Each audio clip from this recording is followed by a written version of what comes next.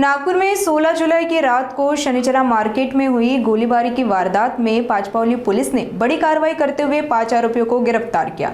Police ने आरोपियों के कब्जे से एक पिस्टल, एक जिंदा कारतूस, एक 4 पहिया वाहन, 2 दोपहिया वाहन और 4 मोबाइल सहित करीब 6,06,000 रुपए का माल जब्त किया। बताया जा रहा है कि यह घटना आपसी वर्चस्व की लड़ाई का नतीजा थी। जानकारी के अनुसार 16 जुलाई को शनिचरा मार्केट इलाके में 2 गुटों के बीच वर्चस्व को लेकर विवाद हुआ था, जो देखते ही देखते फायरिंग की घटना में तब्दील हो गया। इस मामले में पांचपावली थाने में क्रॉस FIR दर्ज की गई थी। एक मामले में मकू का आरोपी अजय चिंचखेड़े शिकायत करता है। जांच के दौरान पांचपावली पुलिस की DB टीम ने कार्रवाई करते हुए राकेश भूरे, नचिकेत झाड़े, मयूर आरतिया, अंकित चावड़े और चंद्रशेखर पौनीकर को गिरफ्तार किया।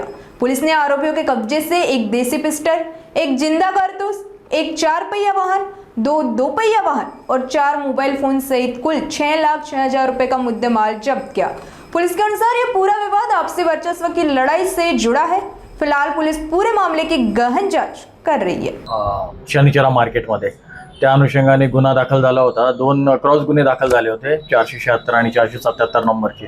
तर 476 नंबरचा जो गुन्हा होता त्यामध्ये अजय चिंचखेडे हा फिर्यादी होता आणि त्या अनुषंगाने आतापर्यंत तपासादरम्यान माननीय वरिष्ठांच्या मार्गदर्शनाखाली माननीय CP sir, joint CP sir, माननीय north region madam, DCP sir, ACP sir यांच्या मार्गदर्शनाखाली जो तपास पथक आहे रणजित माझगावकर PSI आणि त्यांच्या टीमने तपास केला आणि तपासाअंती 5 आरोपी यात अटक करण्यात आलेत आणि तपासादरम्यान एक पिस्टल, एक राऊंड जिवंत कारतूस, एक 4 व्हीलर I-20 आणि 2 टू व्हीलर आणि 4 मोबाईल असा मिळून एक 6,06,000चा मुद्देमाल आतापर्यंत जप्त केलेला आहे आणि पुढील तपास सुरू आहे।